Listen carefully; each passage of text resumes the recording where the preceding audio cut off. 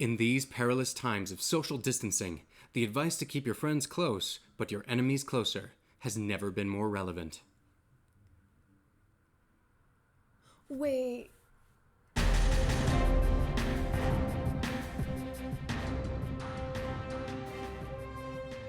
Hello, and welcome to the official Fake Newz, where we've never lied before and we're not about to start now. I'm Anderson Blooper. And I'm Mistaken Kelly. I am a llama in disguise. And I'm cool.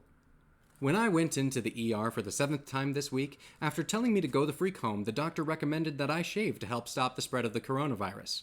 Then I told him I was using my beard as an essential oil diffuser to combat COVID. The doctor told Anderson this was genius, that it was the miracle cure we've all been looking for. I immediately went home and shaved just to spite him, because after all, if they're not giving me a miracle pill to cure what I self-diagnosed off of WebMD, doctors aren't doing their job. Or are they? This line is a totally smooth, non-interruptive reminder to like and subscribe, but social distancing certainly has made working more difficult. In fact, we were told by our producers that when we recorded this episode, we were to sit at least 6 feet apart from each other. Due to the incredible size of our massive penthouse apartment, that is news studio, we were able to oblige. I'm not sure which part of that statement was the fakest news, the news studio bit or the part where you mentioned producers. In local fake news, people working from home don't prefer it. We ran a poll that says so. Of the 4.5 people we interviewed, all of them said they actually preferred a stringent 40-plus hour work week, and that they didn't know how to be productive without it. They also said that they go to work to get away from their families, and that working from home was really killing that vibe. People miss commuting. They miss unnecessary meetings that it turns out actually can be put into an email. But most of all, they miss wearing pants.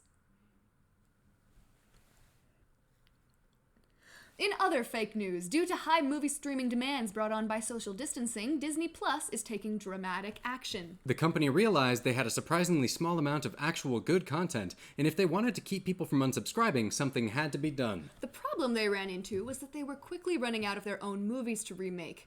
I'm sure we all saw this coming, but now all they've left to do is... Start making more original content? Don't be ridiculous, Anderson. No, Disney will now begin remaking the remakes. Surely Disney fans are bored with the idea of seeing the old classics yet another way. You underestimate the dedication of Disney fans. And Disney knows it too. Yes, it seems that the remakes of the remakes will feature one prominent theme: gender swapping every role. Get ready, Disney fans, for Cinderella, where we prove that the size of a man's feet do not determine the size of his heart. And for Gentleman and the Tramp, which is exactly as uncomfortable as it sounds. I'm personally interested to see what they do with the Prince Diaries. The Many Adventures of Winifred the Pooh. Patricia Pan. Tarzana. Handsome and the Beast, also known as Maleficent 3. Wallina. Alex in Wonderland. The Lion Queen. And finally, Chilled and Chilled 2. As to why the male-led version of Frozen should be called Chilled, who can say? But it's Disney, and they can do no wrong, so to that we all say, here, take my money. In other fake news, Resealable Bags. In local fake news, a group of community members is doing what they can to bring about change regarding COVID-19. Yes, it seems several hundred concerned citizens have independently sent letters to the editor of 2020. Can you send a letter to a year? Don't question the citizens, Anderson.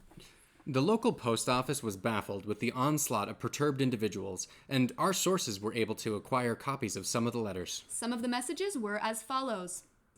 Dear 2020, just why? Signed, please no more.